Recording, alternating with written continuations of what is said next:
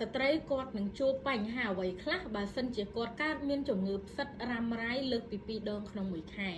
ជំងឺផ្សិតគឺនៅតែជាប្រធានបទដ៏ក្តៅដែលស្ត្រីគាត់តែងតែជួបប្រទះញឹកញាប់ចាក្នុងចំណោមរោគស្ត្រីទាំងអស់ហើយជំងឺផ្សិតនេះក៏ជាប្រភេទជំងឺម្យ៉ាងដែលពិបាកក្នុងការព្យាបាលដែរពីព្រោះវាអាចឆ្លងតាមការរួមភេទនិងវាអាចកើតឡើងតាមរយៈកត្តាអនាម័យផ្ទាល់ខ្លួនរបស់ស្ត្រី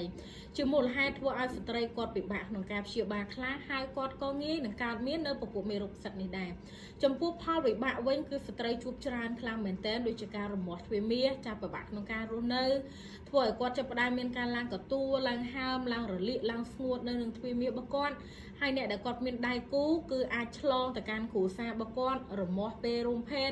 បាត់ចំណងផ្លូវភេទឬក៏រួមភេទហើយមានការក្តៅកាហាយធ្លាក់ឈាមជាដើម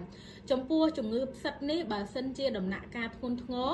អាចធ្វើឲ្យស្ត្រីនេះមានការរលាកតបៅទ្វាមាសនៅខាងក្នុងរលាកតបៅស្បូនធ្វើឲ្យរដូវប្រែប្រួលអត់ទៀងទាត់ពិបាកក្នុងការមានកូនមិនតែប៉ុណ្ណោះទេស្ត្រីគាត់ប្រឈមជាមួយនឹងបញ្ហាច្រើនទៀត